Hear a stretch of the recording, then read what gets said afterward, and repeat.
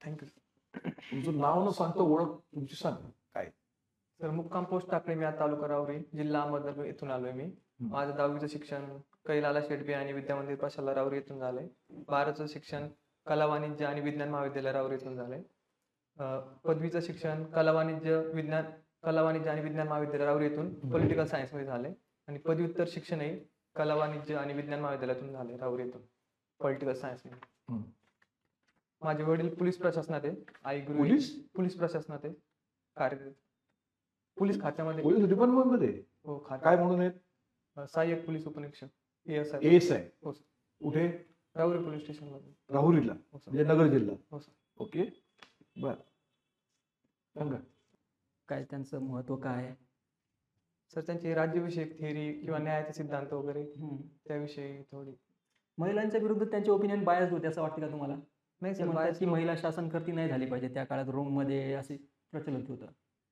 अरिस्टॉटलमध्ये त्यांचे विचार जर तुम्ही बघितले तर शासनकर्ती याचा उल्लेख नव्हता सर. पण त्यांच्या स्त्रियांना वगैरे शिक्षण असावं हे त्यांचा एक होता. म्हणजे स्त्रियांना पण पुरुषा इतकं शिक्षण असावं, नाहीतर आपल्या राज्यातील निम्मी शक्ती वाया जाईल हे त्यांचं मत होतं. अच्छा, त्यामध्ये बायच म्हणता येणार. ओके.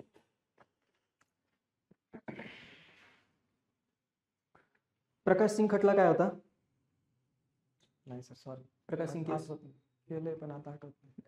काहीतरी पोलिसांमध्ये सुधारणा झाली पाहिजे असं. हो, पोलिसांबद्दल सुधारणा विषय खटला होता. हा, पण काय आयडिया त्यात? तर केलं नाही त्याबद्दल. बरं, ते जाऊ द्या. तुम्हाला काय वाटतं की पोलिसांमध्ये काय सुधारणा झाल्या पाहिजे?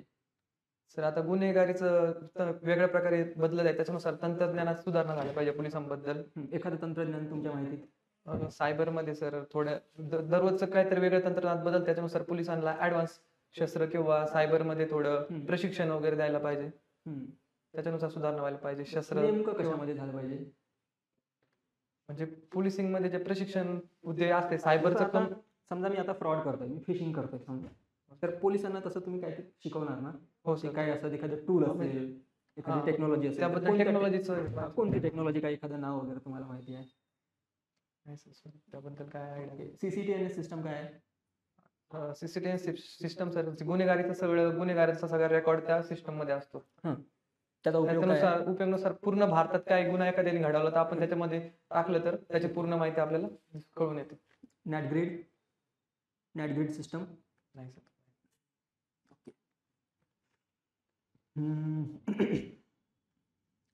बरं, महाराष्ट्रामध्ये जातीय तणाव वाढतोय. आता लोकसभेच्या निवडणुकीमध्ये पण ते बघायला मिळालं. तर समजा एखाद्या एरियामध्ये तुम्हाला वाटतंय की निवडणूक विशिष्ट दिशेने जायला लागले किंवा जातीय तणाव वाढतोय, मारामाऱ्या वगैरे होत्या, जसं बीडमध्ये वगैरे झालं, तर तसं तुम्हाला थोडीशी इन्फॉर्मेशन लागली तर तुम्ही काय कराल नेमकं? सर मी ते कार्यरत असेल PSI म्हणून पदावर, तर वरिष्ठाला आधी कळवेल की असं आपल्या परिषद किंवा क्षेत्रात असं घडत आहे, किंवा मग जिथं खबर मिळाली तिथं माझ्या सहकाऱ्यांसोबत तिथं पोहोचेल आणि तेथील जे तणावपूर्ण वातावरण आहे ते आधी शमवण्याचा प्रयत्न करेल. कसं जमवणार? म्हणजे जे तेथील दोन कॅन्डिडेट लोकसभेला समजा उमेदवार समोरासमोर उमेदवार असतील त्यांना आधी बोलून घेणार, त्यांना समोर बसवणार, त्यांना समजून सांगणार किंवा त्यांच्यामध्ये जे कन्व्हर्सेशन घडून आणणार ते आधी वाद मिटवणार त्यांचे. त्यातही वाद मिटले नाही तर वरिष्ठाच्या सांगण्यावरून पुढील कारवाई करेल किंवा मग काही शस्त्राचा वगैरे वापर करून तणाव थांबवणार. बरं, दोन उमेदवार आपापसात भांडत असतील तर ते इलेक्टोरल ऑफेन्स आहे का?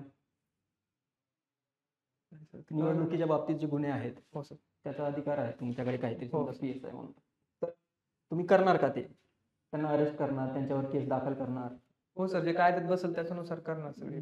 बरं, त्याने असं होऊ शकते का अजून तणाव वाढला, तुम्ही त्यांना घेऊन गेला अरेस्ट करून आणि इकडे समर्थक भिडले, कार्यकर्ते भिडले? हा सर, तसं होऊ शकतं, पण मी आधी जास्त फौजफाटा वगैरे त्याची मागणी करेल. ते सगळं म्हणजे समाजामध्ये तणावपूर्वक वातावरण होणार नाही याची पूर्ण काळजी घेऊनच त्यांना अटक वगैरे करेल. नंतर काही वेळानंतर करेल वाटलं तर, पण कायद्यानुसार करेल. ओके. फाशीच्या शिक्षेने गुन्हे कमी होतात? काही प्रमाणात होत सर. एखादा असा गुन्हा ज्याच्यामध्ये शिक्षा कडक केली आणि त्यामुळे त्या गुन्ह्याचं प्रमाण घडण्याचं कमी झालं, असं काही तुमच्या आयडियामध्ये? सर आता ट्रॅफिक व्हायलेशन समजा मी 2000 रुपयावर केलं, 200 रुपयाचं सोडून, तर त्यामुळे लोकांनी हेल्मेट घालायचं सुरू केलं असं वाटतं तुम्हाला? नाही सर, एवढ्या प्रमाणात अजून त्याची अंमलबजावणी झालेली नाही आणि लोक हे नियम पण अजून फॉलो नाही झाले. कम्युनिटी पोलिसिंगचं एखादं उदाहरण? महाराष्ट्रातलं, देशातलं कुठलंही? नाही भारतातलं बेस्ट पोलीस स्टेशन एखादं कुठलं, जे तुम्हाला वाटते की every police station should be like this? Sir अजून संबंध आला नाही अजून. तुमचे आवडते पोलीस अधिकारी, मी वडिलांकडेच वडिलांचं एखादं कार्य तुम्हाला वाटते की this is the person I always wanted? Sorry sir, तयारी नाही केली. नाही तयारी काय, जनरल एक्सपिरियन्स नाही सांग ना. माझे वडील असे, वडिलांबद्दल सांगायला तयारी काय करावी लागेल? आता ASI म्हणून वडिलांची ASI आहेत, हो सर. म्हणजे वडिलांची 30 वर्षापेक्षा जास्त सर्व्हिस झाली असेल, हो सर. त्यांचं असं म्हणणं आहे हो सरांचं. आलं मला. एखादी केस तुम्हाला एक इम्प्रेस करणारी केस, वडिलांची काहीतरी कामगिरी? तुला वाटलं की I am proud of my father, असं काहीतरी? सॉरी सर, नाही सांगता. ओके. Political science. लोकसभेला 2 कॅन्डिडेट उभे, इलेक्शन झालं, दोघांना 50 आणि 50 मतं पडली, निकाल कसा घोषित करणार? सर आज 50-50 असेल तर त्यांना चिठ्ठी टाकून जे विजयी होईल त्याची असते, त्याची निवड केली जाते. म्हणजे हे आणि मी, आमच्या दोघांची चिठ्ठ्या टाकल्या, माझ्या नावाची चिठ्ठी निघाली तर मी विजयी घोषित, हो सर. बरोबर आहे का? हो सर. नक्की का? हो. राज्यसभेला आम्ही दोघं उभं आहे, हो सर. लोकसभेचं झालं, हो सर. राज्यसभेला आम्ही दोघं उभं आहे. हो सर. यांना 35 वोट्स पडलेत, मला 35 वोट पडले, मग काय करणार? राज्यसभेत का तीच पद्धत अवलंबणार? नाही सर. मग परत एकदा जे विधान परिषद त्यांनी ते मतदान केलंय त्यांना परत एकदा संधी देते. परत वोटिंग, रिवोटिंग येणार? नाही सर, ते उपराष्ट्रपती राष्ट्रपतीला असते, सांगता नाही सर. सांगता येणार नाही. लोकसभेचं कसं वाचलंय सर सांगितलं? पण आता आठवत नाही. लोकसभेचं कसं सांगितलं? सर त्याबद्दल आयडिया होती तुम्ही? त्याची आयडिया होती, ते कुठे वाचलंय का? नाही सर, आपल्या अभ्यासातूनच फक्त. कुठे अभ्यास, कशात तरतूद होती? आता तुम्ही लोकसभेचं सांगितलं चिठ्ठी टाकायची, घटनेतच तरतूद आहे. मग घटनेत ही पण तरतूद आहे ना? आहे पण सर एक्झॅक्ट माहित नाही. हॅबिच्युअल ऑफेंडर्स ऍक्ट काय आहे? सराईत गुन्हेगार ज्यांना म्हणतो हो. आपण, हा काय आहे? ऍक्ट त्याच्याबद्दल ऍक्ट समजा हॅबिच्युअल ऑफेंडर्स मराठीमध्ये काय म्हणतात त्याला? सराईत. सराईत गुन्हेगारच म्हणतात. सराईत गुन्हेगार. एखाद्या गावामध्ये क्राईम झालं, चोरी झाली, त्यामुळे व्यक्तीने जाऊन कंप्लेंट केली, तर पोलीस काय करतात साधारणपणे? तांड्यावर कोणी पारधी जमातीचे आहेत का लोक, उचला त्यांना, घेऊन चला, ते करतात. माहिती आहे त्या कायद्याबद्दल काय आहे? काय कायद्याबद्दल नाही सर इन्फॉर्मेशन. बरं, तुम्ही आहात समजा, चोरी झाली असं तुम्हाला कळालं, आणि तुम्हाला असं पण कळालं की तुमच्या गावाच्या भोवताल पारध्यांचे नवीन नवीन तांडा वगैरे आले, तुम्ही काय करणार? सर चोरी झाले तर त्यानुसार पुरावे गोळा करणार आधी. जर त्या पुराव्यानुसार त्यांच्याकडे काही दिसत असेल तर त्यांची इन्क्वायरी करून त्यात काही आरोपी सापडले तर तसं हे करणार. तर तुम्हाला काय वाटतंय की का बायस आहे पोलीस वगैरे, अगोदर त्यांना का उचलतात? सर पूर्वीपासूनच काही समाज हे आपल्यात की त्यांनी ते गुन्हेगारी स्वरूपात हे झाले होते, त्यांची नाही गुन्हेगारी म्हणून ते इंग्रजांनी पण त्यांना तसे एक दिलं होतं, त्याच्यामुळे त्यांचे तांडे वगैरे तसे तयार झाले. त्यामुळे एक समाजात एक संकल्पना तयार झाली की गुन्हेगारी समाज म्हणून. ती मोडण्यासाठी तुम्ही पोलीस म्हणून काय करणार? समजा तुमच्यावर दबाव टाकत आहेत, गावातले लोक आले की अरे ते पारध्यांचा तांडा आपल्या जवळपास आलाय, त्यांनी चोरी वगैरे केली, तर तुम्ही पोलीस म्हणून गावकऱ्यांना कसं समजावणार? सर गावातील सरपंच, पोलीस पाटील यांना पूर्वसूचित करेल आधी की यांचं आले तर त्यांच्याकडे विशेषरित्या लक्ष देण्याचं, त्यापासून गावाचं रक्षण करण्याचं. तुम्ही सांगता यांच्याकडे विशेष लक्ष द्या, त्याआधी तुम्ही पण त्याच वाहत जाताय ना, त्यातच तुमचं पण परसेप्शन त्यांच्याबद्दल. पोलिसांचा महत्वाचा उद्देश गुन्हेगारी एक गुन्हा घडण्यापासून आधीपासूनच त्याचे रोखणे, त्याच्यामुळे मी आधीच त्याची हे करेल सर थोडं. कारण जर दुसऱ्या आपल्या गावात बाहेरून लोक येत आहेत तर गावाचं नुकसान. ते गावाच्या बाहेर राहतात कारण त्यांना परमनंट प्रॉपर्टी वगैरे काही नाहीये. हो बरोबर. पारधी म्हणून शिकारी करतात, जे काही करत असतील ते आले की तुम्ही लगेच त्यांना अडवणार? नाही सर, असं नाही होणार. काही त्यांच्याबद्दल काही हालचाल वगैरे आढळून आली किंवा काही गुन्हेगारी स्वरूप आहे की त्यांचं, त्याची विचारपूस करणार आधी. त्यांचं काही बॅकग्राऊंड नसेल तर मग सर काय बॅकग्राऊंड तर असतेच. हो सर, असेल तर मग पूर्व आधी तयारी करणार. त्यांचं नाहीये, त्यांच्या वाडवडिलांचं कुणाचं असू शकते, पण त्यांना आता मुख्यधारेमध्ये आपल्याला सामावून घ्यायचं आहे देशामध्ये. त्यांना सामावून घेण्याचा प्रयत्न करायचा. युअर पुशिंग की तूने कुछ किया था क्या, तूने कुछ किया था क्या, असं केल्यानंतर निगेटिव्ह इम्पॅक्ट नाही सर, असं तर सुरुवातीला करणार नाही. त्यांनी निगेटिव्ह इफेक्ट पडेल सगळा. त्याच्यामुळे सुरुवातीला तर असं करणार नाही. त्यांच्या बरोबर समाजात सौहार्दपूर्ण संबंध होतील त्यांचे, याचीच काळजी घेईल. आणि गुन्हेगारी लोक वाढणार नाही याची काळजी.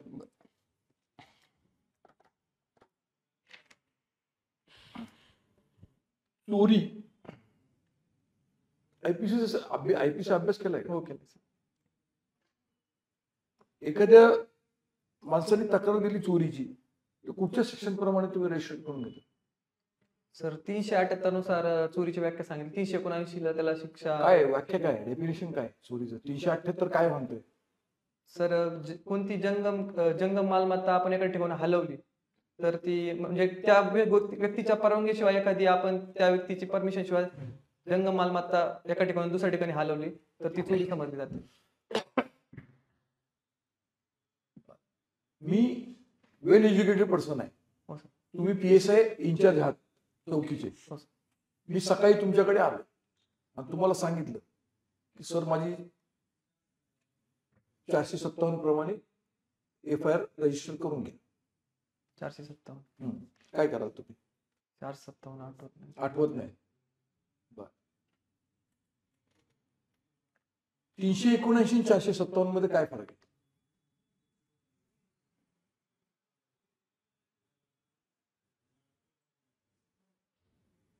नाही सर, सॉरी आठवत नाही, पण मी प्रयत्न करेल सर.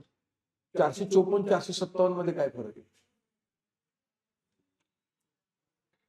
नाही सर, सॉरी. बर. CRPCचा अभ्यास झालाय का? केलाय सर काय प्रॉब्लेम. तुमच्याकडे एखादी केस आहे, तुम्ही इन्व्हेस्टिगेटिंग ऑफिसर आहात, तुम्ही यांचं स्टेटमेंट घेतलं, त्यांना बोलवलं तुम्ही स्टेटमेंट घ्यायला ऍज अ विटनेस म्हणून. त्याच्यामध्ये त्यांनी सगळं एक्सप्लेन केलं. तुम्ही म्हणाल याला आधार काय? त्या म्हणलं मी माझं बिल माझ्याकडे आहे. तुम्ही सांगणार बिल द्या, त्या सांगणार बिल माझ्या सरांकडे. तुम्ही यांना सांगितलं हे काय तुमच्याकडे हजर व्हायला तयार नाही, तुम्ही काय करा? बिल जर तुम्हाला पाहिजे, प्रॉपर मेन एव्हिडन्स येतो हो सर. आणि हे बिल देत नाहीये तुमच्याकडे, तुम्ही काय करा?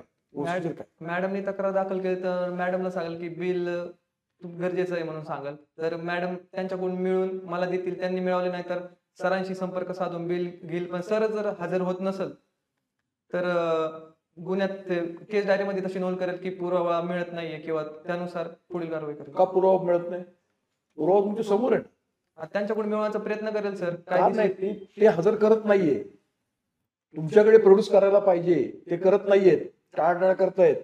सर माझ्या अधिकारात जेवढं बसतंय त्यानुसार मी तो मिळवण्याचा प्रयत्न करेल. पण ते सापडत वगैरे नसतील तर समोर आहेत ते तुमच्या, सापडत का नाही? तुम्ही त्यांच्या ऑफिसमध्ये गेले अच्छा किंवा ते तुमच्या ऑफिसला आले, ते टाळाटाळ करतायत. बिल तुम्हाला ते महत्वाचं ओरिजिनल बिल यांच्याकडे आहे, जो प्रॉपर गुन्ह्याचा एव्हिडन्स आहे. तर ते हजर करत नाही. माझ्या केस डायरीमध्ये वगैरे तशी नोंद करेल आणि न्यायालयात जेव्हा खटला जाईल तेव्हा सांगेल की पुरावे मिळत नाही. त्याच्यानुसार ती परमिशन, न्यायालयाची परमिशन मिळून त्यानुसार पुढची कारवाई करून त्यांना अटक करून किंवा मग ते मिळवून अटक म्हणजे ते न्यायालयात जे आदेश असेल सर, अटक किंवा दुसरं काही त्यानुसार कारवाई करेल. तुम्ही काय त्यांना नोटीस वगैरे इश्यू करू शकता का? हो नोटीस वगैरे करू शकतो सर. काय कशाचा आधार आहे? 41 CRPC 41A नुसार. 41A कधी होतो? अॅक्युजला देतो आपण नोटीस 41 ची. जर यांचा गुन्ह्यामध्ये सहभाग निष्पन्न होत असेल तर आपण त्यांना 41 ची नोटीस देतो. हे तुम्हाला एव्हिडन्स कलेक्ट करायचा आहे त्यांच्याकडून, त्यांनी तो प्रोड्यूस करायचा आहे, तुम्ही ऑन रेकॉर्ड घ्यायचा आहे. त्याला प्रोसिजर काय आहे? नाही माहिती? तुम्ही केस डायरीत मेन्शन करून उपयोग काय हो? तुमच्या हातात ज्या पॉवर्स आहेत त्याचा तुम्ही वापर करत नाहीये ऍज अ PSI म्हणून, ऍज अ इन्व्हेस्टिगेटिंग ऑफिसर म्हणून. याच्यासाठी तुम्हाला कायद्याची माहिती पाहिजे सगळी, तर तुम्ही समाजात टिकणार. नाही तर पब्लिक तुम्हाला धुवून काढणार असं म्हणत. एखाद्या रस्त्यात दोन माणसांची वादविवाद झाली, काय टच नाही केलं, काय नाही, कोणी कोणाला हात नाही लावला. फक्त वादविवाद झाल्यानंतर एका माणसाने त्याच्या कमरेच्या पॅन्ट मधून रिव्हॉल्वर काढली, त्याला दाखवली अशी. निघून जा म्हणतो, नाही तुला उडवून टाकेल. ही घटना घडली. समोरचा माणूस पळून गेला, म्हणजे ज्याला धमकी दिली तो माणूस निघून गेला तिथून, तरी तुमच्याकडे येऊन तक्रार दिली. तुम्ही ह्या माणसावर काय ऍक्शन घ्याल, काय दाखल कराल? सर 350 नुसार बलप्रयोग किंवा 351 नुसार हमल्याची जो उद्देश इंटेन्शन असतो त्यानुसार तक्रार दाखल करेल समोरच्यावर. 307 काय माहितीये का? 307 खुनाचा प्रयत्न सर, पण ते उद्देश वगैरे काय त्यांचं इंटेन्शन वगैरे असं नव्हतं एवढं की खून व्हावाच असं नाही, त्याच्यामुळं हमला वगैरे. खून करतोच नाहीये ना. खून त्याच्यामुळे किती केलाय 307 नुसार न करता 351 नुसार कारवाई करेल. त्यांनी? रिव्हॉल्वर त्याच्या हातात, हो सर. शस्त्र नुसतं अंगावर धावून नाही गेलेला. 351 जे तुम्ही म्हणताय ते नुसतं अंगावर धावून नाही गेलेला. 351 केव्हा होईल? नुसतं असं असं करत आला, अंगावर धावून गेलं तर. ह्याच्या हातात रिव्हॉल्वर आहे, एम पोझिशन आहे. मी दाखवतोय तुम्हाला पोझिशन, अँगल. त्यांनी अशी रोखली रिव्हॉल्वर, उडवून टाकेल म्हणतोय. खुनाचा प्रयत्न जेव्हा त्यांनी गोळी झाडली असती आणि ती गोळी झाडली असती तर 307 आपण रजिस्टर केलं असतं. 307 प्रमाणे करता येणार नाही सर. तुम्ही मला विचारताय का? नाही सर, करता येणार नाही असं वाटतंय मला की जेव्हा गोळी झाडली असते आपण ते समोरच्या व्यक्तीवर, तर 307 नुसार केस फाईल झाली असती. फॉरेन्सिक सायन्स युनिव्हर्सिटी कुठे आहे?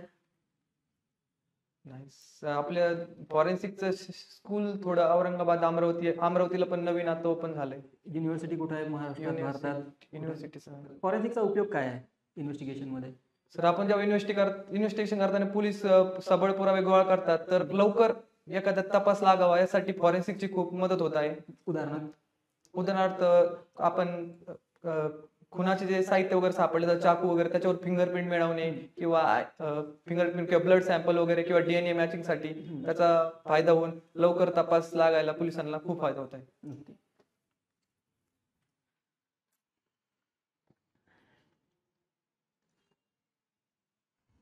बस ठीक आहे, बाहेर थांबा, तुम्हाला feedback. Thank you sir. Have a nice day.